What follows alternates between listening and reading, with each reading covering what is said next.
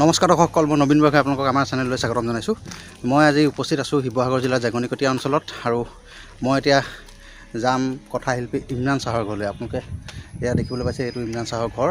মই ফোন কৰি থৈছোঁ ছাৰৰ লগত আৰু আমি আজি ইমৰান ছাৰৰ লগত শিৱসাগৰৰ যি পুৰণি ছবিখন বা শিৱসাগৰৰ বিভিন্ন ধৰণৰ যি ইতিহাস বা বুৰঞ্জী, এই সন্দৰ্ভত আমি কথা পাতিবলৈ যত্ন কৰিম।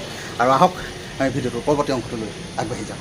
এয়া আমি ছাৰৰ ঘৰলৈ সোমাই আহিছোঁ আৰু ইটো আগতে আহি বহি আছে আৰু ছাৰ ইয়াতে আছে ৰুমটোতে। দৰ্শকসকল, আমি এতিয়া উপস্থিত আছোঁ ইমৰান ছাৰৰ ঘৰত আৰু আমাৰ লগতে এয়া দেখা পাইছে কথাশিল্পী ইমৰান ছাৰ। ছাৰ, আপোনাক আমাৰ চেনেললৈ স্বাগতম জনাইছোঁ। আজি কথা পাতিম আমি আমাৰ পুৰণি শিৱসাগৰখনৰ বিষয়ে, ইয়াত থকা বিভিন্ন কীৰ্তিচিহ্নৰ বিষয়ে, পুৰণি অৱস্থাত কি ধৰণে আছিল আৰু আপুনি শিৱসাগৰখন কেনেকৈ দেখিছিল আগৰ পৰা, সেই সন্দৰ্ভত আমি কথা পাতিম।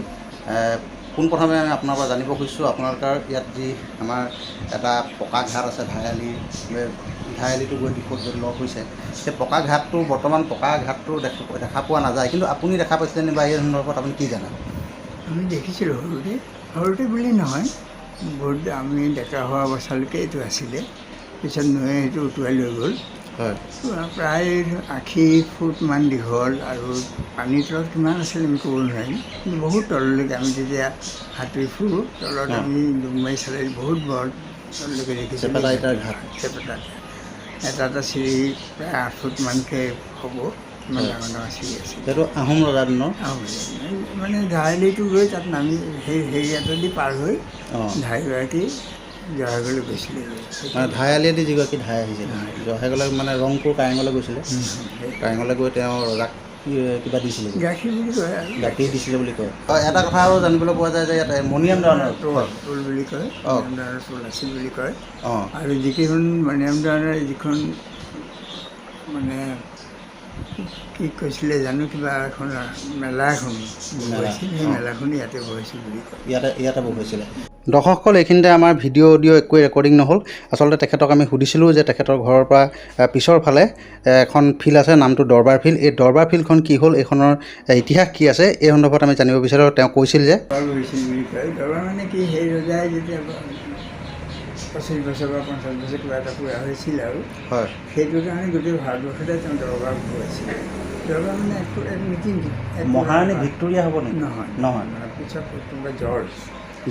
অঁ, সেই পঞ্চম জৰ্জ নহয় বুলি মোক কৈছিলে বৰ্ণালীকে। মোৰতো এনেই মই পঞ্চম জৰ্জ বুলি ভাবি আছিলোঁ আগতে।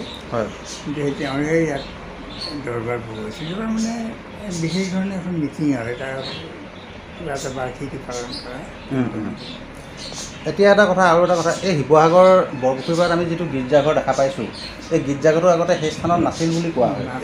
মই যিটো শুনা কথা দেই, কথাটো মই শুনিছিলোঁ যে আমাৰ শিৱসাগৰ যি পুৰণি থানা য'ত আছিল, থানামুখ বুলি কয়, পুৰণি থানা য'ত আছিল, তাতেই গীৰ্জাঘৰ আছিল। পিছত গীৰ্জাঘৰটো পুখুৰী পাৰলৈ উঠাই লৈ গৈছিল, গৈ সেই ঠাইত এই থানা চলাইছিল এই বুলি কয়। আৰু এই থানাৰ পৰা অলপ আগলৈ আহি এইফালে পশ্চিমৰ ফালে এতিয়া য'ত এটা মন্দিৰ নহয়, প্ৰায় মন্দিৰৰ এটা হেৰি হৈছে এতিয়া, তাতেই সেইখিনিতেই অৰুণোদয় প্ৰেছটো আছিল বুলি কয়। আগৰ মই বৃদ্ধ মানুহৰ মুখত শুনা কথা, এইটো নিজে দেখা নাই। আপোনাৰ আৰু এই পুৰণি শিৱসাগৰ, আপোনাৰ শৈশৱৰ কালৰ শিৱসাগৰখন কেনেকুৱা ধৰণৰ আছিল ইয়াত? সেইখন আমাৰ মন কৰিলে দেখা যাব। এতিয়া মই য'ত থাকোঁ এইখন ঘাইআলি গাঁও কয়। হয়, তাৰপৰা ইফালে এখন চুকৰ গাঁও বুলি কয়, তাৰ ইফালে গায়ন গাঁও, এনেকৈ প্ৰত্যেক ঠাইবিলাকৰ পিছত গাঁওখনটো লগৰ পৰা বুজা যায় যে আগতে গাঁও আছিল, তাকে নগৰলৈ পৰিৱৰ্তন কৰা হৈছিল। আগতে আমি সৰুতে যেতিয়া দেখিছিলোঁ তেতিয়া সেই গঞা যিটো পৰিৱেশ, সেই পৰিৱেশটো সম্পূৰ্ণৰূপে আছিল। প্ৰায়বিলাক মানুহে খেতি বাতি কৰিছিল, যদিও বাহিৰত, টাউনৰ ভিতৰত নহয়, খেতি বাতি তেওঁলোকে কৰিছিল। গতিকে আগৰ অৱস্থাটো এটা শান্ত গঞা পৰিৱেশ আছিল, যিটো এতিয়া সম্পূৰ্ণৰূপে নোহোৱা হৈ গৈছে। সেইটো নোহোৱা হৈ গৈছে। আৰু ইয়াৰ যিখিনি মানুহ, আগৰ সময়ৰ যিখিনি মানুহ বা আগৰ যি সমাজ ব্যৱস্থা, তাৰতো এতিয়া বহুত পাৰ্থক্য হৈছে। আপুনি কেনেধৰণৰ পাৰ্থক্য পৰিলক্ষিত কৰিছে বৰ্তমান? পাৰ্থক্যটো মানে আগৰ সেই যিটো আমাৰ আদৰ্শ অসমীয়া সমাজ, সেই সমাজখিনি ইয়াত আছিল।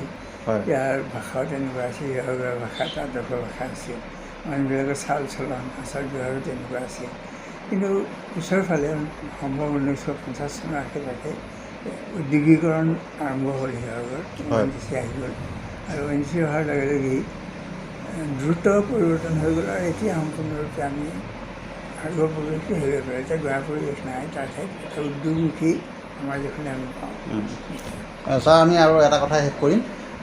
বৰ্তমান যি বুৰঞ্জীৰ চৰ্চা বা ইতিহাসৰ যিটো চৰ্চা, এই ইতিহাসৰ চৰ্চাটো কিয় চলি থাকিব লাগে বা আমাৰ নতুন প্ৰজন্মই ইতিহাসক কিয় গুৰুত্ব দিব লাগে, এই সন্দৰ্ভত আপুনি অকণমান জনাব। মূল কথাটো হ'ল যে আমাৰ জাতীয়তা কথা, আমি অসমীয়া সমাজ হিচাপে অসমখনক ভাল পাব লাগে। আমাৰ ভাষা, সংস্কৃতি, আমাৰ ৰীতি নীতি, এই সকলোখিনিক আমি আপোন বুলি ভাবিব লাগে, ভাল পাব লাগে। কিন্তু যদি আমি ইতিহাস চৰ্চা নকৰি তাৰ ঠাইত যদি সম্পূৰ্ণৰূপে পশ্চিমীয়া শিক্ষা দীক্ষা গ্ৰহণ কৰিবলৈ যাওঁ, মই পশ্চিমীয়া শিক্ষা দীক্ষা গ্ৰহণ কৰিব নালাগে এই কথাটো একেবাৰে কোৱা নাই, সম্পূৰ্ণৰূপেই লাগে। কিন্তু নিজক বাদ দি কৰিবলৈ গ'লে তেতিয়া সম্পূৰ্ণৰূপে আমি আন এখন দেশক, আন কোনোবা সভ্যতাক, আন কোনোবা সংস্কৃতিক আমি অনুসৰণ কৰিবলৈ এটা প্ৰেৰণা পাওঁ, যিটো এতিয়া হৈ থকা দেখা গৈছে। আৰু সেইটো আমাৰ জাতিৰ কাৰণে বা দেশৰ কাৰণে শুভ নহয়। গতিকে তেনে ক্ষেত্ৰত আমি নিজৰ ইতিহাসটো চৰ্চা কৰা বৰ প্ৰয়োজন। ধন্যবাদ ছাৰ, আপোনাক ধন্যবাদ জনালোঁ। আৰু দৰ্শকসকল, আপোনালোকে নিশ্চয় আমাৰ ছাৰৰ পৰা কথাকেইটা জানি ভাল পালে আৰু আমাৰ ভিডিঅ'টো চাই ভাল পালে। আৰু যদি আপোনালোকে ভিডিঅ'টো চাই ভাল পালে তেন্তে নিশ্চয় লাইক কৰিব, কমেণ্ট কৰিব। আৰু আপোনালোক যদি আমাৰ চেনেলটো নতুনকৈ আহিছে তেন্তে আমাৰ চেনেলটো ছাবস্ক্ৰাইব কৰিব। আৰু আমি নতুন এটা ভিডিঅ'ত আপোনালোকক পুনৰ লগ পাম। ধন্যবাদ।